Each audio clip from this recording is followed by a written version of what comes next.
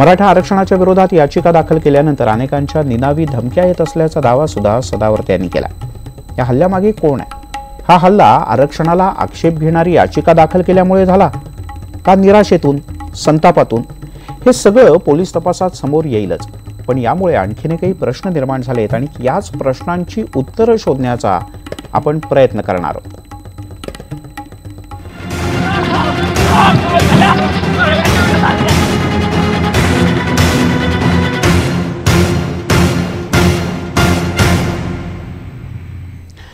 आणि चर्चेला सुरुवात करण्यापूर्वी आपण या विषयातला एक रिपोर्ट पाहूया।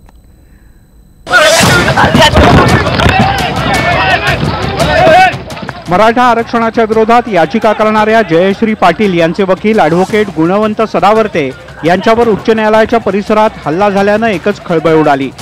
मराठा आरक्षणासंदर्भात आज उच्च न्यायालयात सुनावणी सुरू होती। सुनावणी पूर्ण झाल्यानंतर गुणरत्न सदावर्ते प्रसारमाध्यमांना प्रतिक्रिया देत होते। याचवेळी वैजनाथ पाटील अचानक सदावर्ते यांच्या अंगावर धावून गेला। त्यानं एक मराठा लाख मराठा अशी घोषणाबाजी करत थेट सदावर्ते यांच्यावर हल्ला केला। या अनपेक्षित हल्ल्यानं तिथे काही काळ गोंधळाचं वातावरण निर्माण झालं होतं, पण लागलीच उपस्थित वकिलांनी हल्लेखोराला बाजूला ओढलं आणि त्याला चोपही दिला। तरीही याचिकाकर्त्यांच्या विरोधातली त्याची आगपाखड सुरूच होती। याचिका दाखल केली।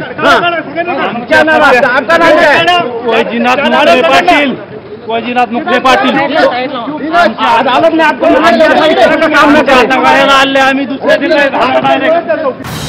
या हल्ल्यानंतर मराठा संघटनांनी तरुणांना शांततेचं आवाहन केलं आहे।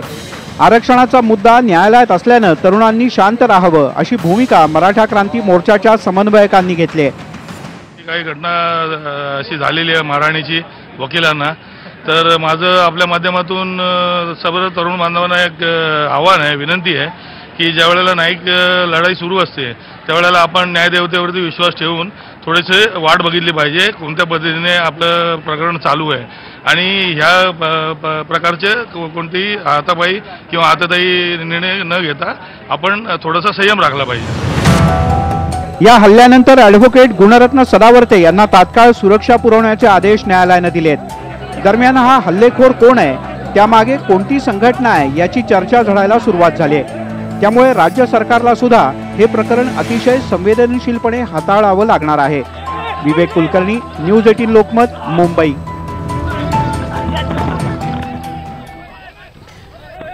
आणि या सगळ्यानंतर, या हल्ल्यानंतर थोडेसे सावरलेल्या सदावर्ते यांनी न्यूज 18 लोकमतची एक्सक्लुझिव्ह बातचीत केली। पाहूयात त्यांचं म्हणणं काय होतं, आरोप काय होते। मराठा आरक्षणाच्या सुनावणी दरम्यान ॲडव्होकेट गुणरत्न सदावर्ते यांच्यावरती न्यायालय परिसरामध्येच हल्ला करण्यात आला। नेमकी काय घटना घडली आपण जाणून घेऊ। आपल्यासोबत ॲडव्होकेट गुणरत्न सदावर्ते आहेत। सर, नेमकी काय परिस्थिती होती आणि या घटनेनंतर काय आपली प्रतिक्रिया आहे? हा जो हल्ला आहे तो मी माझ्या व्यक्तिगत कुटुंबावर आहे असं मी कमी मानतो आणि जास्त असं मानतो की न्यायसंस्थेवरला हल्ला आहे आणि डेमोक्रेसीवरला हल्ला आहे आणि समाजकंटकांनी एक गोष्ट समजून घ्यावी की मी अशा गोष्टींना घाबरत नाही आणि माननीय उच्च न्यायालयाने या हल्ल्याची नोंद घेत सिरियस असं कन्सिडरेशन करत पोलिसांना आदेशित केलं आहे। सर, मात्र ज्या ठिकाणी कायद्याची अंमलबजावणी करण्याची न्यायालयाकडनं सुनावणी होते, याच कायद्याच्या अंमलबजावणी करणाऱ्या मंदिरामध्ये कायदा हाती घेतला जातो आणि तुम्हाला गेल्या अनेक दिवसांपासून अशा पद्धतीचे फोन वगैरे येत आहे। कुणी हा हल्ला केला असावा, आपली सुई कुणाकडे? एक मराठा लाख मराठा आणि मी आज जी तक्रार दिलेली आहे, एकूण कॉल रेकॉर्ड्स किती आहेत, किती SMS आहेत, किती सोशल मीडियावर कशा प्रकारे कुटुंबाला मारून टाकू, मुलीला मारून टाकू, पत्नीला मारून टाकू, फोटोग्राफी कधी करण्यात आली, कशी करण्यात आली कुटुंबाची, हे सगळं दिलेलं आहे आणि पोलीस प्रशासनाने जर वेळीच दखल घेतली असती तर कदाचित हा हल्ला झाला नसता। म्हणजे सुरक्षेवर प्रश्नचिन्ह उपस्थित होते? हो, कारण पोलीस प्रशासनाने दिरंगाई केली त्याच्यामुळंच आज मलाही म्हणजे इजा झालेली आहे। मलाच नुसती इजा नाही तर त्यांचा एक कर्मचारी जो पोलीस कर्मचारी होता त्यांना सुद्धा धक्काबुक्की त्या समाजकंटकाने केलेलीच आहे। एका मोठ्या मराठा नेत्यांवर तुम्ही आरोप करतायत की त्यांच्यामुळं नेमकं काय आहे, कोणते नेते? माझं असं म्हणणं आहे की आणि तक्रारीत मी लिहिलेलं आहे की ज्या जिल्ह्यातून ज्या तालुक्यांमधून फोन आले त्याच्यातले अधिकतर कॉलर्स हे खासदार उदयनराजे भोसले यांच्या संदर्भ आहे. अच्छा, तर हा आजचाही हल्ला त्यांनीच घडवून आणला असं वाटतंय? पोलिसांनी तपास करावा. एकंदरीत हा हल्ला झाल्यानंतर 10 मिनिट विशेष न्यायालय चाललं, काय नेमकं त्यामध्ये झालंय? माननीय न्यायालयाने ॲडव्होकेट जनरल साहेबांना बोलवलं, कुंभकोणी साहेबांना, तसेच माननीय न्यायालयाने अभिनंदन वग्यानी मुख्य सरकारी वकील तेही आले होते आणि माननीय न्यायालयाने त्यांना चिंता व्यक्त केली आणि दोन्ही वकिलांना म्हणजे ॲडव्होकेट जयश्री पाटील आणि मला प्रोटेक्शन द्यावं आणि सदावर्तेने घाबरू नये असं कोर्टाने सांगितलेलं आहे. लढा सुरू राहील, कायदेशीर लढा सुरू राहील. समाजकंटकांना घाबरलं जाणार नाही. संविधानाच्या मर्यादेच्या बाहेर सरकार वागत असेल आणि वागत आहे म्हणून हा लढा आहे आणि हे सर्वांचं नुकसान असलेलं आहे. अनुसूचित जाती जमाती ओबीसी ब्राह्मण वैश्य सगळ्यांसाठीचाच हा लढा आहे. त्यामुळे हा जाती धर्माचा लढा नसून हा संविधानिक हक्काचा लढा आहे आणि हा हक्काचा लढा मी मरेपर्यंत समाजकंटकाने किती जरी मला त्रास दिला तरी मी लढणार. हा लढा कुठल्या जाती धर्माचा नसून संविधानिक लढा आहे आणि हा लढा मरेपर्यंत सुरू राहील, अशा प्रकारचं वक्तव्य हल्ल्यानंतर आता ॲडव्होकेट गुणरत्न सदावर्ते यांच्याकडनं केलं जात आहे. व्हिडिओ जर्नलिस्ट प्रवीण शेट्टीसह अक्षय कुडकेलवार, न्यूज 18 लोकमत, मुंबई. आणि याच संदर्भात आपण अधिक जाणून घेणार आहोत, चर्चा करणार आहोत. याचिकाकर्ते दिलीप पाटील आहेत आपल्यासोबत स्टुडिओमध्ये. दिलीप पाटील यांनी आजच मराठा आरक्षणाचा जो निर्णय झाला आहे त्याची तातडीनं अंमलबजावणी करावी या संदर्भात याचिका दाखल केली आहे. पुण्याहून आपल्यासोबत संभाजी ब्रिगेडचे नेते प्रवीण गायकवाड या चर्चेत सहभागी होत आहेत, तर औरंगाबादहून रवींद्र काळे पाटील हे मराठा मोर्चाचे समन्वयक आहेत, ते सहभागी होत आहेत. आपल्या सगळ्यांचं स्वागत. थोड्याच वेळात आपल्यासोबत भाजपच्या प्रवक्त्या कांता नलावडे या देखील या चर्चेत सहभागी होणार आहेत. सगळ्यात पहिल्यांदा प्रवीणजी, काय तुमची पहिली प्रतिक्रिया याबद्दल? नाही, मुख्यतः काय आहे की वैजनाथ पाटील हा जो कार्यकर्ता आहे हा जालन्यातल्या ज्या परिसरातनं येतो त्याची आर्थिक परिस्थिती हालाकीची आहे. त्याच्यावर 1 लाख रुपयाचं कर्ज झालेलं आहे.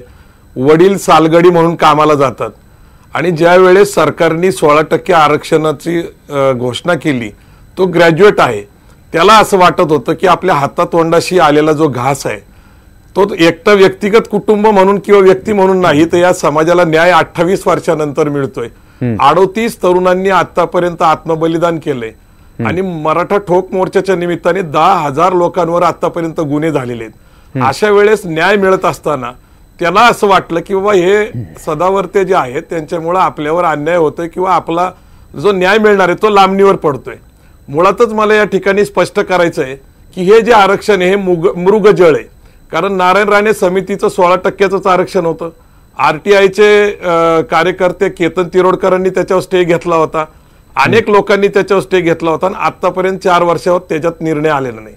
पण तो निर्णय न आल्यामुळे या नव्या सरकारने बीजेपी शिवसेनेच्या ॲडव्होकेट MG गायकवाड माजी न्यायमूर्ती यांच्या अध्यक्षतेखाली ओबीसी आयोग स्थापन केला. ओबीसी आयोगाचं काम काय आहे तर ओबीसी जातींच्या ज्या जाती आहेत त्यांचा अभ्यास करणे. मग सामाजिक मागासलेपणा सिद्ध झाला, शैक्षणिक मागासलेपणा सिद्ध झाला, आर्थिक मागासलेपणा सिद्ध झाला. मग नैसर्गिक न्यायाप्रमाणे आतापर्यंत ओबीसी मध्ये ज्या 382 जाती आहेत त्याच्यामध्ये मराठा समाजाचा कुणबी म्हणून म्हणा किंवा मराठे म्हणून म्हणा 83वी जी जात आहे कुणबी, त्याच्यामध्ये मराठा कुणबी, कुणबी मराठा ही दुरुस्ती 1 जूनला केलेली होती आणि त्या दुरुस्तीच्या आधारावरच आता मराठा जातीला आरक्षण मिळेल अशी आम्हाला सगळ्यांना अपेक्षा होती.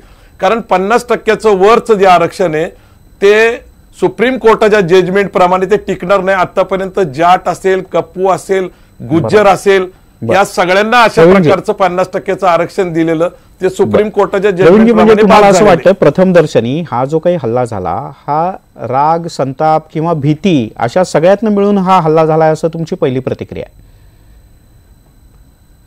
नाही, नैसर्गिक आहे की हा वैजनाथ हा एक नाही, असे लाखो वैजनाथ महाराष्ट्रात आहे. 2-2.5 कोटी तरुण आणि सगळा समाज हा रस्त्यावर आला होता मराठा मुक मोर्चाच्या प्रवीणजी, तुम्ही एक प्रकारे समर्थन करताय वैजनाथने केलेल्या कृतीचं? प्रचंड महाराष्ट्रात आहे. नाही, मी समर्थन करत नाहीये, परंतु हा जो तरुण आहे त्याच्या सुद्धा भावना समजून घेतल्या पाहिजे. सदावर्तेंचा नैसर्गिक अधिकार आहे. एखादी व्यक्ती, एखादा समाज याच्यावर अन्याय होणं ही त्यांची भूमिका प्रामाणिक आहे, कायदेशीर आहे, संविधानिक आहे. मी त्यांचाही आदर करतो. परंतु आपण वैजनाथची जी भूमिका आहे त्याचा समजून सुद्धा घेतली विचार पाहिजे. केला. याला सरकार जबाबदारी असं माझं म्हणणं आहे. ठीक आहे. कारण हे जे आरक्षण दिलेलं आहे हे असंवैधानिक आहे. बर, ठीक आहे. तुमचा मुद्दा लक्षात आला. आपण थोडेसे चर्चेमध्ये पुढे जाऊयात. दिलीप पाटील आहेत आपल्यासोबत. दिलीप पाटील, तुम्ही तर जी याचिका दाखल केली आहे तर ती थेट म्हटलंय की आता झालेलं आहे आरक्षण देऊन आता त्याची तातडीने अंमलबजावणी करा. पण या हल्ल्याच्या संदर्भात तुम्हाला काय वाटतं की हे योग्य आहे का अयोग्य आहे?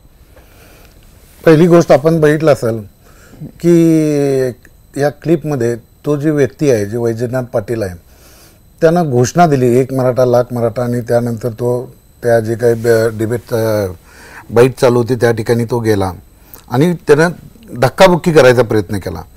यस, ते बरोबर आहे. ते खरं त्यानंतर तुम्ही जर बघितलं असेल तर जे काळे कोट घातलेले जे 4-5 वकील जे या गुणरत्ने बरोबर होते, त्या वकिलांनी त्याला बेदम मारलं. म्हणजे माझं म्हणणं आहे की जे कायद्याचे ज्यांना नॉलेज आहे त्या लोकांनी कायदा हातात घेतला. ह्या वकील लोकांना कायदा माहिती असताना त्या एका व्यक्तीवर, सिंगल व्यक्तीवर जो हल्ला केलेला आहे ह्याबद्दल त्या वकिलांच्यावर पहिला केस दाखल व्हायला पाहिजे. त्या व्यक्तीनं जे काही कृत्य केलं ते कृत्य हे थोडंसं वैफल्यातनं असणार. कारण मराठा आरक्षण हे मिळालेलं आहे. आतापर्यंत लोकांना वाटत होतं की आरक्षण मिळेल किंवा नाही मिळेल. आरक्षण ऑलरेडी आम्हाला मिळालेलं आहे. आणि आरक्षण मिळाल्यानंतर जर एखादी व्यक्ती त्या ह्याच्या पाठीमागे कोण नाही, त्याचा समाज नाही आहे, कोण नाही, ओबीसी नाही आहेत, कोण नाही, हा गुणरत्ने व्यक्ती हा एकटाच ह्या पद्धतीनं लढत असतो. तर ह्या व्यक्तीनं कायम जे त्याची काही स्टेटमेंट होते ते स्टेटमेंट त्या ठिकाणी देत होता ते काही आपत्तीजनक होते. आणि ते ऐकल्यानंतर त्या व्यक्तीनं त्याच्यावर धक्काबुक्की करायचा प्रयत्न केला. आणि त्यानंतर हे जे बाकीचे वकील बघा, तर तुम्हाला दिसत असेल त्या क्लिपमध्ये, तर सर्व वकिलांनी मिळून त्या व्यक्तीला बेदम मारहाण केलेली आहे. ठीक आहे. म्हणजे दिलीप पाटील, तुमचं असं म्हणणं आहे की जे कायद्याचे रक्षक आहेत किंवा जे कायद्याचं पालन करण्याची जबाबदारी त्यांच्यावर आहे त्यांनीच त्याच्यावर हल्ला केला. पण मुळात हल्ला झाला म्हणून हल्ला केला का तुम्ही या दोन्ही कृतींचं समर्थन करताय का दोन्ही कृतींचा विरोध करताय? म्हणजे वैजनाथही चुकला आणि वकीलही चुकले का दोघेही बरोबर आहेत? काय म्हणणं आहे तुमचं? माझं म्हणणं आहे की वकील तर निश्चित चुकले. वैजनाथ, तुम्ही आत्ताच प्रवीण दादांनी सांगितलं की तो एका खेडेगावातून आलेली व्यक्ती आहे आणि पूर्णपणे काय अशिक्षित आहे. दुसरी गोष्ट बेरोजगार आहे. त्याचं वैफल्य आपण समजून घ्यायला पाहिजे. कारण ती व्यक्ती आहे. आणि त्यानंतर बेरोजगारी काय असते हे तुम्हाला माहित आहे. करोडो लोक या पद्धतीत आहे. मराठा समाजात आत्म उद्वेग आहे. ती उद्वेग आहे तो. खरं जे वकील लोक जे आहेत हे पूर्णपणे सुशिक्षित आहेत, शिकलेले आहेत. आणि ते सर्व एकत्र असताना एक वकील असला तर ठीक आहे, 5-5 वकिलांनी बेदम मारहाण केली. त्यांनी कायदा हातात घेतलेला आहे. ठीक आहे. तुम्ही स्वतः याच्यात याचिका दाखल केलेली आहे त्यामुळे कदाचित पुढच्या सुनावणीच्या वेळेला तुम्ही हा मुद्दाही मांडाल. रवींद्र काळे यांच्याकडे जाऊयात आणि मग कांताताईंच्याकडे. रवींद्र काळेजी, या दोघांनीही थेट समर्थन नाही केलेलं पण हे चुकीचं केलं असंही या दोघांनी थेट म्हटलेलं नाही. तुम्ही असं म्हणणार का की असं करायला नको होतं? निश्चितच मी आपल्याला ह्या एक ठिकाणी सांगू इच्छितो की हा जो प्रकार घडला हा निश्चितच तरुणांनी नाही करायला पाहिजे. आम्ही हे वारंवार तरुणांना सांगत आलेलो आहे. पण मी आपल्याला सांगतो की ॲडव्होकेट गुणरत्न सदावर्तेचे गेले 8 दिवसाचे स्टेटमेंट आपण काढावे. त्यांनी काय म्हटलं होतं वारंवार ते एकाच गोष्टी, मी मराठा समाजाच्या कुठल्याही तरुणांना नोकरी लागू देणार नाही, एक जागा सुद्धा यांना मी ह्या आरक्षणातून मिळू देणार नाही. मला सांगा, अशा वेळेस एखादा तरुण भावनिक होणे करणारच आहे. मी आपल्याला सांगतो हा तरुण आमच्या फार जवळचा आहे. आमचे सहकारी मित्र आप्पासाहेब कोडेकर असतील, रमेश केरे असतील, यांच्या भागातला तो राहणार आहे. त्याच्यामुळे आमचा बराच वेळचा संबंध मागच्या वेळेला आलेला आहे. आमच्या काही याच्यामध्ये त्यांनी चळवळीमध्ये त्यांनी कामही केलेलं आहे त्या काळामध्ये. मी आपल्याला सांगतो की हा उच्च शिक्षित तरुण आहे, ग्रॅज्युएट आहे. हा नोकरीसाठी गेली 2 महिने वन भटकतोय. आणि अशा वेळेला जर एखादा माणूस आम्हाला आरक्षण मिळाल्यानंतर असं स्टेटमेंट जर करत असेल, एखादा वकील असेल का कोणी का असत नाही, त्यांनी कायदेशीर बाबी मांडाव्या, कोर्टात जावं, कोर्टात बोलावं. पण मीडिया समोर येऊन जे स्टेटमेंट मागच्या 8 दिवसापासून ॲडव्होकेट गुणरत्न सदावर्ते देत आहे हे योग्य आहे का हे आपल्याला वाटतं का? मी त्या मुलाचं समर्थन करणार नाही. पण यापुढे अशा तरुणांच्या पाठीमागे आम्ही खंबीरपणे त्यांची कायद्याची बाजू मांडण्यासाठी आम्ही उभं राहू. परंतु मला एक सांगायचं आहे की आता अशा बाईट देणाऱ्यांना किंवा असा वेगवेगळ्या प्रकारे समाजासमोर वेगळ्या पद्धतीने बोलणाऱ्या लोकांना सुद्धा आता पोलिसांनी जरा आवर घातला पाहिजे असं माझं स्पष्ट मत आहे. कारण आता कसं आहे की हा लढा काही आज कालचा नाहीये. आपण बरेचसे लोक म्हणतात की काल परवाचा लढा आहे, 2-3 वर्षापूर्वीचा. मी अजिबात मान्य करणार नाही. हा लढा 1981 पासून आहे. स्वर्गीय अण्णासाहेब पाटलाच्या नेतृत्वाखाली हा लढा लढला गेलाय. तो आजपर्यंत गेली 35 वर्ष आम्ही लढतोय. आणि आज जर आम्हाला आरक्षण मिळत असेल, सवलती असतील, मी म्हणणार नाही हे आरक्षण आहे, तसं प्रवीण दादाशी मी सहमत आहे की राज्य सरकारच्या अखत्यारीमध्ये असलेल्या अधिकारात यांनी आम्हाला ते सवलती देऊ केलेल्या आहे. ठीक आहे, आम्ही त्यांचं स्वागतही केलं होतं. परंतु अशा वेळेला हे सगळं होतं. आणि आता आमचे सहकारी ज्येष्ठ बंधू दिलीप पाटील सुद्धा म्हणाले की बघा हे झालं ठीक आहे एक बाजू. दुसरी बाजू आपण समजून घ्या की त्या ठिकाणी गुणरत्न सदावर्ते एकटे आलेले नव्हते. त्यांच्यासोबत सगळा लवाजमा फौज फाटा होता. मला सांगा, न्यायाची बाजू मांडणारा माणूस, न्यायालयामध्ये स्वतःची बाजू मांडण्यासाठी आलेला माणूस एवढ्या फौज फाट्यासह त्या हायकोर्टामध्ये नेमकं येतं कशासाठी? नुसतं वकिलांनी त्याला मारलेलं नाहीये. तुम्ही बघा तिथं आजूबाजूला 15-20 कार्यकर्ते सुद्धा त्याच्या सोबत आहेत. म्हणजे ऍडव्होकेट गुणरत्न सदावर्ते हे पूर्ण तयारीनिशी त्या ठिकाणी आले होते का? हा माझा स्पष्ट आरोप आहे. निश्चितच ते पूर्ण तयारीनिशी त्या ठिकाणी आले होते हे मी सांगतो. आणि त्यांनी पूर्ण तयारीनिशीच विचार करा, एक हात म्हणजे सहज तो, मी तरी म्हणतो तो मुलगा फक्त प्रश्न विचारायला गेला होता तर तो थोडा उद्विग्न होऊन बोलला. परंतु त्यानंतर त्याला जे मारलं, त्याला जे मारहाण करण्यात आली, हो एखाद्या जनावराला सुद्धा आपण इतकं मारणार नाही. तुम्हाला थोडंसं थांबवतो रवींद्रजी, मी तुम्हाला थोडंसं थांबवतो कारण एक खूप मोठी बातमी येते की जी बातमी सगळ्यावर परिणाम करणारी आहे. ती म्हणजे रिझर्व्ह बँकेचे गव्हर्नर उर्जित पटेल यांनी आपल्या पदाचा राजीनामा दिलाय. रिझर्व्ह बँकेचे गव्हर्नर उर्जित पटेल यांनी आपल्या पदाचा राजीनामा दिला आहे. गेल्या काही काळापासून म्हणजे प्रामुख्यानं नोटाबंदीनंतर आरबीआयचे गव्हर्नर बदलले गेले, उर्जित पटेल यांची नियुक्ती झाली. मात्र याला साधारण वर्ष होता पुन्हा एकदा जेव्हा याचा सगळ्याचा आढावा घेण्याची वेळ आली तेव्हा मोदी सरकार, अर्थमंत्री आणि आरबीआयचे गव्हर्नर उर्जित पटेल या सगळ्यांमध्ये पुन्हा काही मतभेद झाल्याचं समोर आलं होतं. विवेक कुलकर्णी आपले प्रतिनिधी आपल्यासोबत आहेत. विवेक, काय माहिती आणखीन? का दिलाय राजीनामा उर्जित पटेल यांनी? उर्जित पटेल यांनी वैयक्तिकरणासाठी आपण राजीनामा देतोय असं खरं म्हटलंय.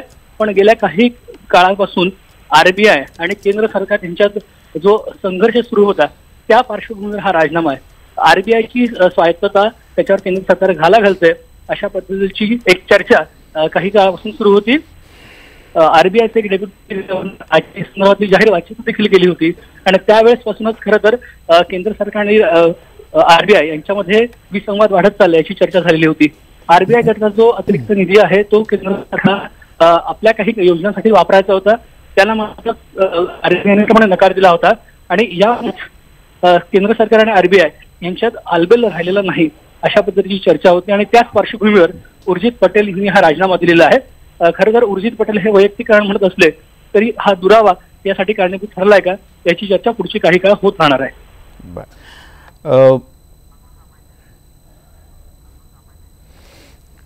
विवेक, यापूर्वी रघुराम राजन आरबीआयचे गव्हर्नर होते, त्यांच्या काळातच नोटाबंदीसारखा निर्णय घेतला. त्याही वेळेला असं बोललं गेलं होतं की आरबीआयचे अधिकारी स्वतः गव्हर्नर आणि सरकारमध्ये काही गोष्टींमध्ये पूर्ण काही गोष्टी जुळल्या नव्हत्या, एकवाक्यता नव्हती.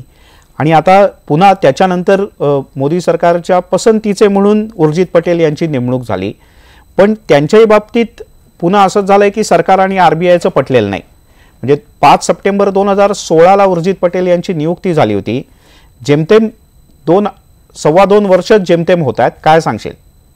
अगदी निश्चितपणे गेल्या काळापासून जे सरकारचे आर्थिक सल्लागार असतील किंवा आरबीआयचे गव्हर्नर आहेत यांच्यातले मतभेद जाहीर झालेले आहेत. अगदी केंद्र सरकारचे जे मुख्य आर्थिक सल्लागार होते अरविंद सुब्रमण्यम यांनी देखील नुकतंच एक पुस्तक लिहिलेलं आहे आणि त्याच्यात त्यांनी डिमॉनिटायझेशन म्हणजे नोटाबंदीचा निर्णय हा ड्रॅकोनियन आहे अशा पद्धतीची टीका केली होती. कुठलीही पूर्वतयारी न करता हा निर्णय घेण्यात आला असं देखील त्यांनी म्हटलं होतं. आणि आता कालच त्यांनी पुन्हा एकदा जीएसटी संदर्भात देखील अशाच पद्धतीचं वक्तव्य केलेलं आहे. त्यामुळे आर्थिक आघाडीवर केंद्र सरकारचे जे प्रमुख अधिकारी आहेत मग ते आरबीआयचे गव्हर्नर असतील किंवा आर्थिक सल्लागार असतील यांच्यामधला जो विसंवाद आहे तो आता जाहीरपणे व्यक्त होतोय आणि उर्जित पटेल यांचा राजीनामा हा त्याच साखळीतला एक भाग आहे असं म्हणावं लागेल. विवेक, याला आणखीन एक गोष्ट जोडता येऊ शकते कारण अगदी काही दिवसांपूर्वी म्हणजे अगदी काटेकोरपणे बोलायचं तर 8 तारखेला डॉक्टर कृष्णमूर्ती सुब्रमण्यम यांची देशाचे नवे आर्थिक सल्लागार म्हणून नियुक्ती झाली. कदाचित त्यांच्या विचार आणि धोरणातली दिशा आणि उर्जित पटेल यांच्या विचार आणि धोरणातली दिशा यातही खूप मोठी तफावत होती आणि म्हणून हे कदाचित झालंय, तात्कालिक कारण असू शकतं कृष्णमूर्ती यांची नियुक्ती?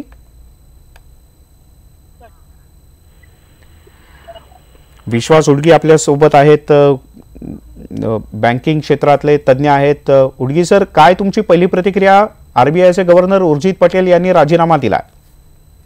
उर्जित पटेलांनी खासगी कारण जरी दिलेलं असलं तरी काय खासगी कारण हे सांगितलेलं नाहीये. पण हे मात्र स्पष्ट आहे की 12 तारखेला जी बोर्ड मीटिंग झाली सेक्शन 7 मध्ये धमकी देऊन, जे सरकारने आरबीआय ऍक्ट सेक्शन 7 इन्व्होक केल्यानंतर आता पुढची जी तारीख आहे ती 14 डिसेंबर आहे.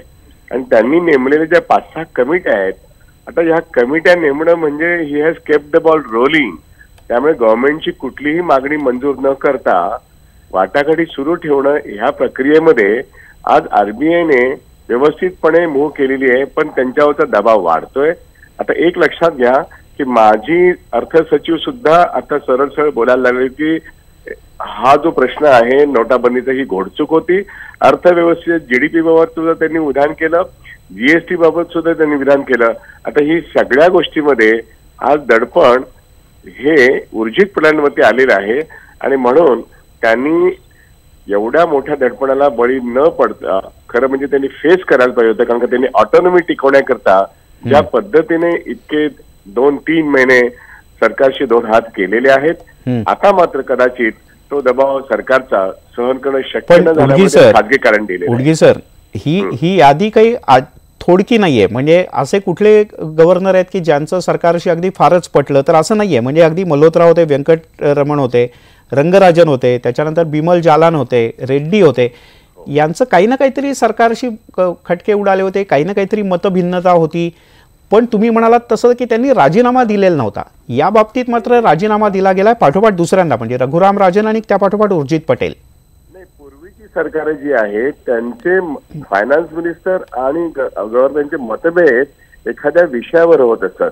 म्हणजे व्याजदर किती असावा, काय असावा ह्या संदर्भात ते आपलं मत मांडतात, पण दडपण आणत नसत. आता काय आहे, दडपण आणण्याची जी पद्धत आहे या मोदी सरकारची, ही मात्र रिझर्व्ह बँक ऑफ इंडियाची ऑटोनॉमी घालवण्याच्या इतपत दडपण ते येतंय. आणि म्हणून रिझर्व्ह बँक ऑफ इंडियाचं कॉर्पोरेटायझेशन करणे आहे की काय असा संशय यावा इतपत ते दडपण आहे. आणि म्हणून राजीनामा देऊन बाहेर पडणं त्यांना श्रेयस्कर वाटलेलं असेल. आणि ते असं माझं मत आहे. ठीक आहे उडगी सर, खूप खूप धन्यवाद या सगळ्या सविस्तर माहितीबद्दल. आपल्यासोबत फोनवरनं आहेत ज्येष्ठ पत्रकार शंकर अय्यर. अय्यर सर, स्वागत है आपका न्यूज 18 लोकमत में. क्या आपकी पहली प्रतिक्रिया है?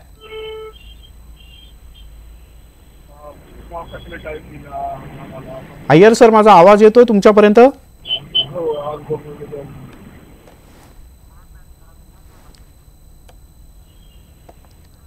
आतापर्यंतची सगळ्यात मोठी आणि महत्त्वाची बातमी, आरबीआयच्या कर्मचाऱ्यांचे आभार मानत वैयक्तिक कारण आहे असं म्हणत आरबीआयचे गव्हर्नर उर्जित पटेल यांनी आपल्या पदाचा राजीनामा दिलेला आहे. गेल्या काही काळापासून प्रामुख्यानं जो रिझर्व्ह फंड होता, त्या रिझर्व्ह फंडचं नेमकं काय करायचं या संदर्भातून केंद्रातलं सरकार आणि रिझर्व्ह बँकेचे गव्हर्नर यांच्यामध्ये काही तात्विक मतभेद होते.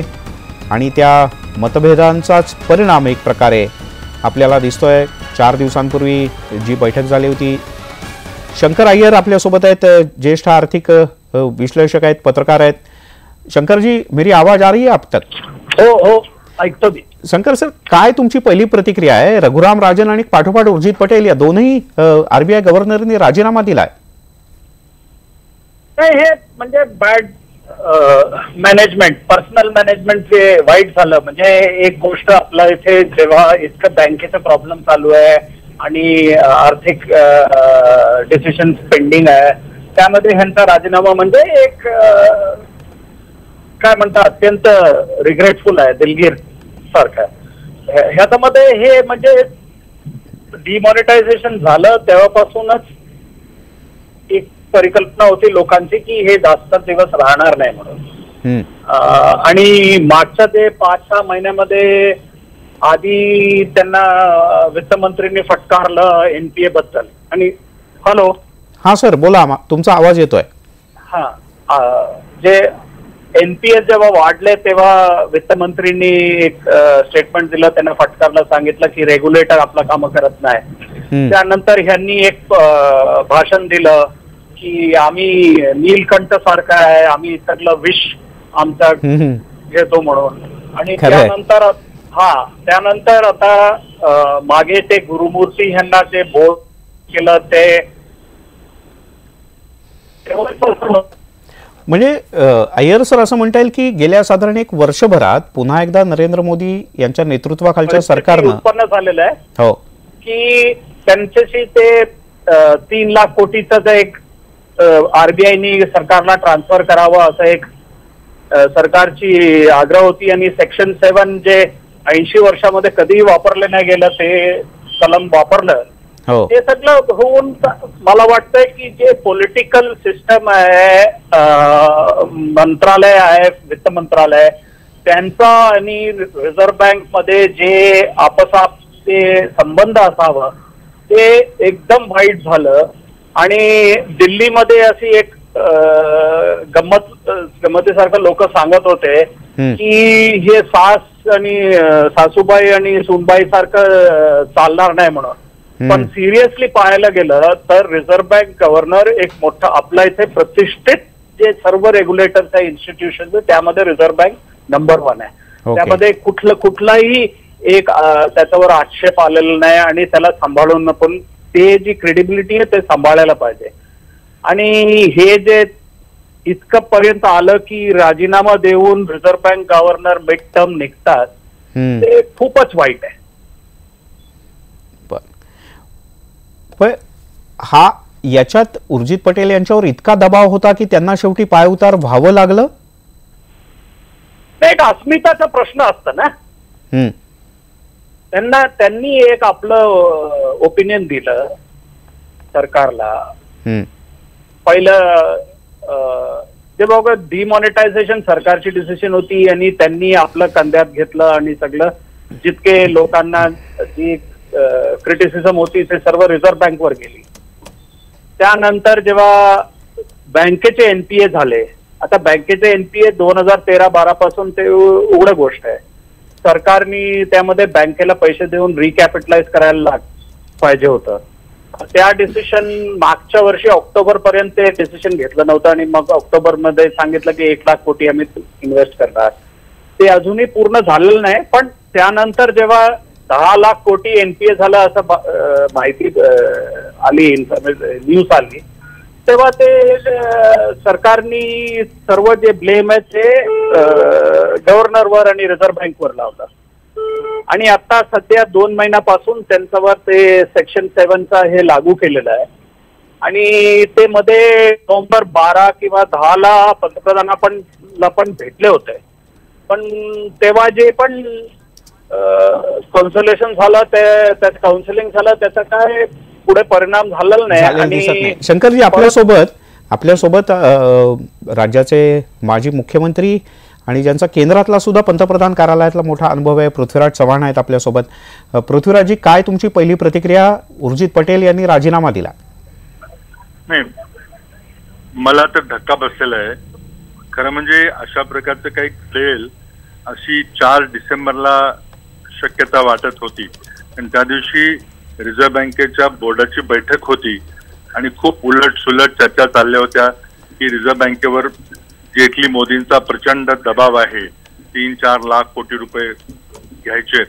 सरकारची आर्थिक परिस्थिती अत्यंत हलाखीची झाल्यामुळं कसल्याही परिस्थितीमध्ये 3-4 लाख कोटी रुपये रिझर्व्ह बँकेकडून मिळावेत असा दबाव उर्जित पटेल यांच्यावर होता. 4 तारखेला त्यांनी राजीनामा देतील अशी काळजी होती सर्वांना, पण त्या दिवशी काही झालं नाही. पण मला वाटतं त्या दिवसापासूनच आता हे काही फार दिवस राहणार नाही अशा प्रकारची परिस्थिती समोर आली होती. पण आज त्यांनी अचानक काही वैयक्तिक कारण सांगून राजीनामा दिलेला आहे. पण हा अर्थव्यवस्थेला बसलेला प्रचंड मोठा धक्का आहे. देशाच्या इतिहासामध्ये असं पूर्वी कधी घडलं नव्हतं ते आता मोदी जेटली कारकिर्दीमध्ये घडतंय. आता आपण सगळी अपेक्षा करूया की उद्या फायनान्शियल मार्केट्समध्ये, वित्तीय बाजारामध्ये काही फार अनर्थ घडणार नाही.